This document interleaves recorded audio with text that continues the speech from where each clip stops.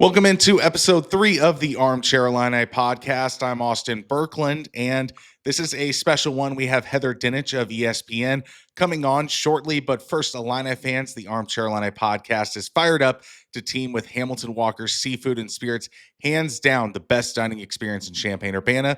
We're talking prime steaks, fresh seafood, and a vibe that's perfect after a big Illini win. And here's the game changer. Every single home game, we're giving away a $100 Hamilton Walker's gift card on our social media. That's right, dinner on Armchair Illini. Follow Armchair Illini and Hamilton Walker's on Facebook, Instagram, and Twitter to get in on the action and experience Hamilton Walker's, where Champaign-Urbana comes to celebrate. So let's bring Heather on, and we are talking Illini football in the national landscape. I have been in sports media since 2012, and it's never been like, let's talk about Illinois in the national landscape. It's like, man, where do Illinois fit in the Big Ten? Are they eighth, ninth? What's going on here? And it's kind of exciting to talk about the national landscape in front of Illini fans' eyes. And Heather, what is the optimism? What should the optimism look like for Illinois football this upcoming season?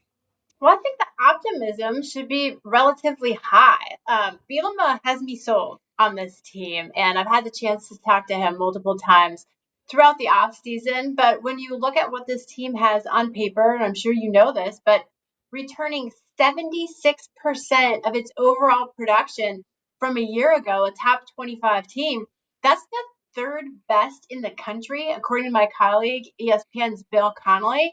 So that's no joke. And then to have Luke Altmaier coming back at quarterback, the only quarterback in the country who's thrown more touchdown passes is at Penn State, Drew Aller. So when you have 18 of 22 starters coming back, you've got all these guys on the offensive line, it catches the country's attention as a team that could certainly make a run for the college football playoff as an at-large team. And a lot of that has to do with their schedule. It is the second easiest schedule in the Big Ten. It's not who's on it, it's who's off of it. And no Michigan, no Oregon, no Penn State. Obviously, the road to the Big Ten title always goes through Columbus, so they do have those Buckeyes. But, I mean, the reality is they could be this year's Indiana. And some people push back against that a little bit because Indiana came out of nowhere last year and Illinois is coming off a top 25 ranking.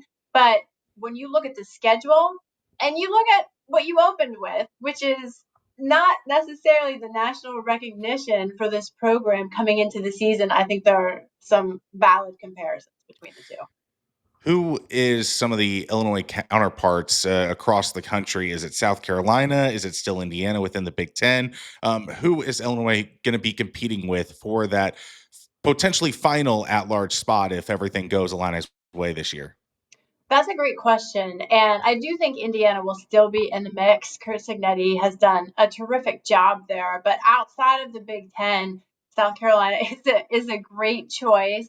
The SEC is so wide open to me, though, that it could be LSU, it could be Alabama. Alabama could be in a similar situation as it was last year, hanging on the edge of the CFP, the bubble, so to speak. But the Big 12 also is a really interesting conference because it's probably the most competitive conference and the least predictable. You could be talking about K-State, Iowa State. Everybody's real high on Texas Tech because of the amount of money the boosters have poured into that program. And I'm honestly very curious to see what Lincoln Riley at USC does this year as well. How is the depth of the Big Ten compared to the SEC this year? Big Ten obviously won the last two national championships, but before then it was the SEC and nearly everybody else. Plus, the Big Ten added those four teams from the West Coast. Is the Big Ten's depth this year matched the SEC, or has the SEC kind of regained that depth that they've always had? Well, I think a lot of that answer depends on how good Indiana and Michigan are. And I think the expectations are certainly higher for Michigan. They can only go up in that passing game. It's going to be hard to get much worse than it was with their quarterback situation a year ago. They've certainly upgraded that room. Can they rebound enough to contend for the Big Ten title? I'm not sure about that. We talked about Illinois. Indiana should be good, but are they going to be a top 25 team? I have a lot of questions about the lower half of the SEC. starting with Tennessee. I think when Nico Iamaleava transferred to UCLA, I thought that they took a big step back. I think that they're going to be an afterthought, quite honestly, in the college football playoff and the SEC race this year. And then you have Ole Miss. I think they're still going to be pretty darn good at quarterback, but they feel like a bubble team as well in the SEC. So when you talk about the depth, I think it's too early to tell which one is going to be better or how comparable they are until you see some of those mid-tier teams perform. And back to Tennessee, like I feel like they could lose their season opener to Syracuse, and that's a team that was playing Ohio State in the first round of the college football playoff. Then you have the ACC and Big 12 kind of battling it out as that third conference. What are the strengths and weaknesses of each of those conferences? Well, I think when you look at the ACC, they've got two teams definitely capable of contending for the college football playoff. I have Clemson at number 2 right now in my preseason top 25, and then Miami is in the top 10, and they're also in the top 10 of the AP poll. But you can't forget about SMU, another program that boosters have been pouring money into and played for the ACC championship last year, obviously in their first season in the conference. But then you've got these teams like Syracuse and Georgia Tech that are lurking around and have the potential to make some noise in the race or at least play the role of spoiler. And then Austin, no one knows what Bill Belichick is going to do at North Carolina, including Bill Belichick. I've been saying this offseason, they're the biggest mystery in college football. Their roster's just completely overhauled. New defense, lots of transfers, unproven skill players, the whole bit. So I think the ACC beyond Clemson, Miami, and Clemson, Miami, and SMU are a bit of a mystery there. But then when you go to the Big 12, I'm very curious to see what Colorado does without Shedeur Sanders and Travis Hunter, and how Deion Sanders, having had his entire bladder removed this offseason, how he holds up. He seems to be doing very well, remarkably well, considering he beat cancer this offseason. So they're an interesting storyline in themselves. But when you look at K State, Iowa State, BYU, I mean, obviously Arizona State, Kenny Dillingham is doing a fantastic job there. There are multiple teams that can win that conference. I'm curious to see if ASU can get back to the Big 12 championship and if they can go from good to great. The group of five, there's Boise State that was the representative last year. Are they kind of penciled in, or is there another contender out there for that group of five spot in the playoff? You know, it's funny as we talk about future college football playoff models, and everyone's throwing around this debate about the possibility of play-in games to determine who your automatic qualifiers would be.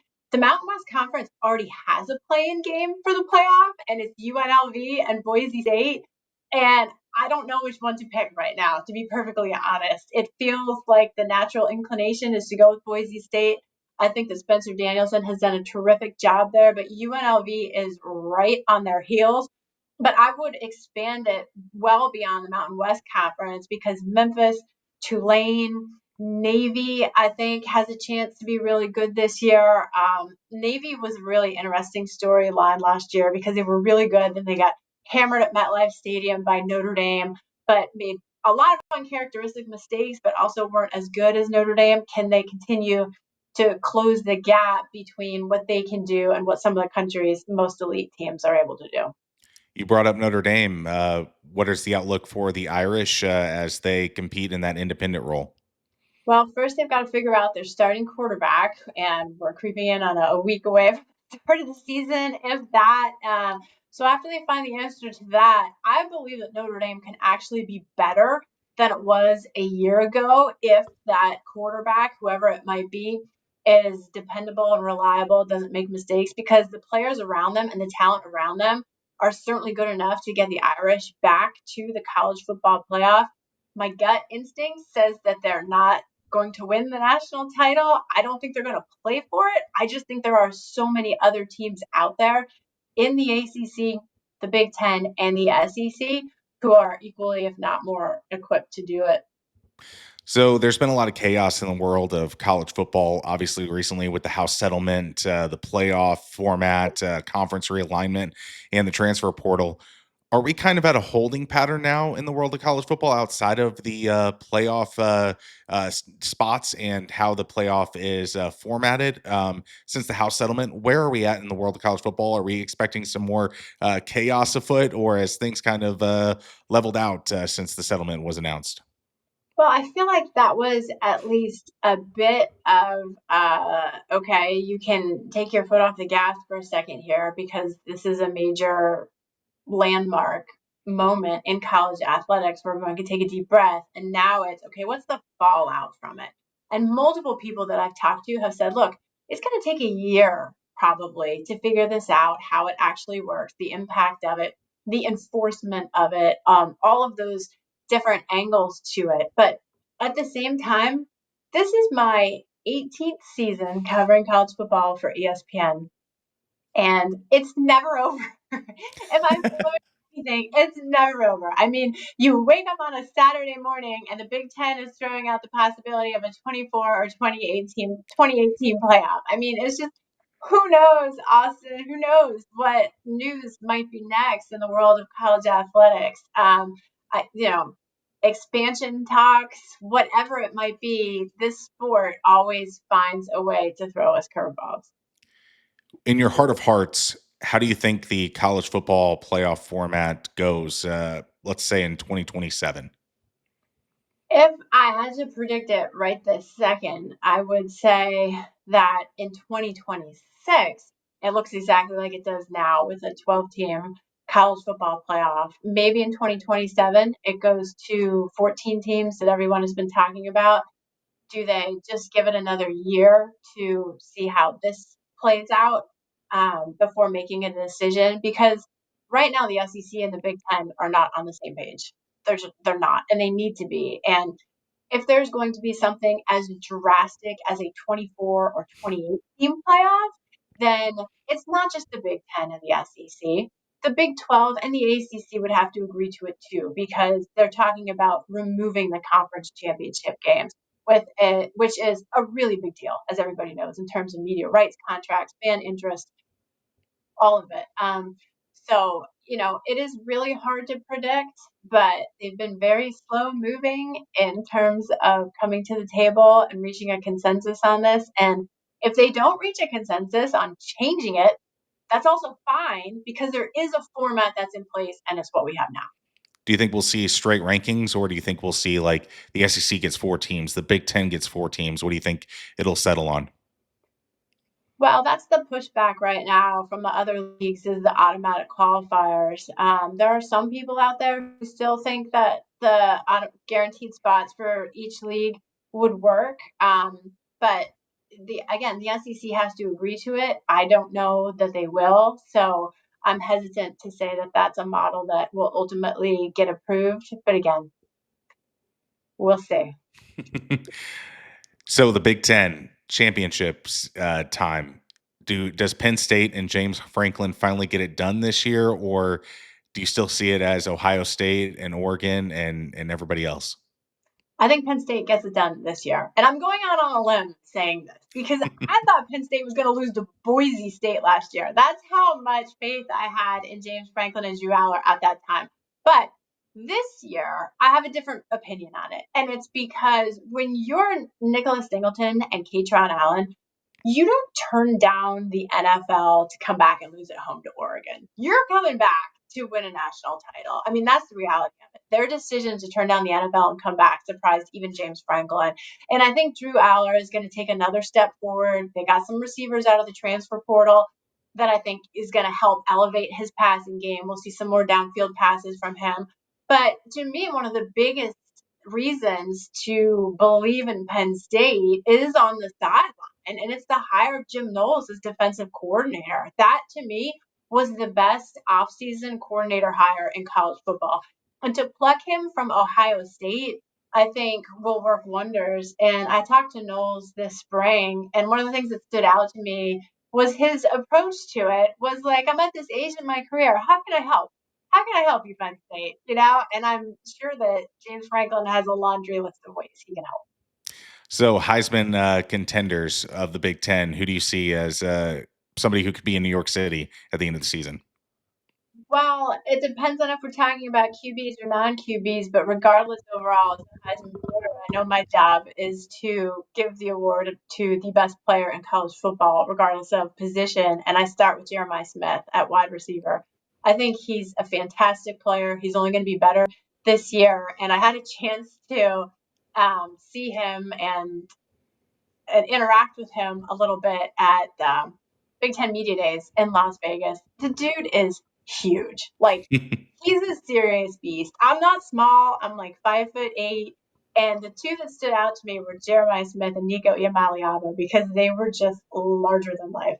And he's what, 19 years old? It's crazy. So I would start with him, but then I go Cade Klubnik, Clemson's quarterback. Our colleague Jordan Reed at ESPN has him the number one overall pick in the 2026 mock draft. And I think he's going to be better with his top three receivers coming back, another year to work with offensive coordinator Garrett Riley. So I have high expectations for him. But Garrett Nussmeier at LSU, North Sellers at South Carolina, and my goodness, if they can keep DJ Lagway healthy and on the field for more than 5 minutes at Florida, he might be the best one of all. Final question for you, more of an inside baseball question, but with the transfer portal and everything, how do you project and how good these teams are going to be with how much transition each team takes? I mean, it's got to be such a labor of love to figure out winners and projecting end of season awards and all of that kind of stuff. It is, but it's also not rocket science, Austin. And when you look at the guys who are coming back, to me in the preseason, it's what do you know on paper? And I know the most about Penn State because of all of the guys they have coming back, because of the talent that they have. And when you look at the top 10 teams in the AP poll, seven of them, seven of the top 10 teams have new starting quarterbacks. And I throw Carson back in there at Miami just because he's new to you, right? He's new to that program. That's still a learning process for him. So for a lot of these guys, we don't know how they're going to be. I mean, Arch Manning is included in that. He lost some receivers. He lost guys up front on the offensive line. Texas looks different around him. Ohio State looks different around Julian Sayin. So when we talk about it, I could be wildly wrong. But as we sit here today, I just tend to go with what I know on paper with how these teams look because that's all you can do because it is so transient. Heather, how can people find you and your coverage this year for ESPN? Oh, thank you. I'm on Instagram at CFB Heather and X as well, but all over the college football page and on all our platforms on ESPN and ESPN.com. Heather, thank you for talking the national landscape with Illini fans. It's not something we're used to, but hopefully it's something that will continue in the future with Brett Bielema at the helm. Heather, thank you so much for joining the Armchair Illini podcast. You bet. Thanks for having me on and enjoy this season. Absolutely. That was Heather from ESPN. Excited to have her on the show. And we have a new feature, which is Ask Armchair. And the first question is from at Tate Hedge. The Tay and Austin show at Lante ESPN, maybe that could happen within a digital presence realm, but definitely not on the radio. I have a job that requires me to travel a little bit, and it would not be fair to Lon to have to try to have fill in hosts. But hopefully, there's some ways that we can have him on the Armchair Illini podcast. Second question we have is from at Chief Oski. Ask Armchair. Which freshman has the biggest impact this upcoming Illini football season?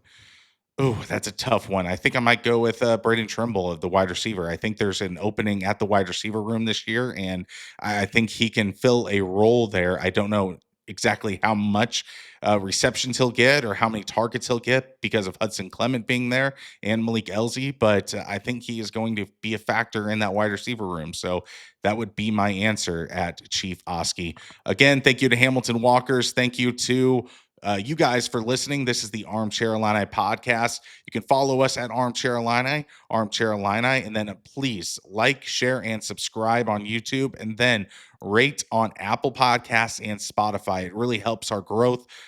So if you like this content, just like, share, and subscribe, and Once again, thank you for joining the Armchair Illini podcast. Thank you for listening. Thank you for watching. Thank you for making us a part of your day. This week we have Ben Stevens coming up this end of the week, so be on the lookout for that. We'll talk a little bit more about Illini football as we get gearing up for the first game against Western Illinois University. This is the Armchair Illini podcast. Thank you once again, ILL, INI.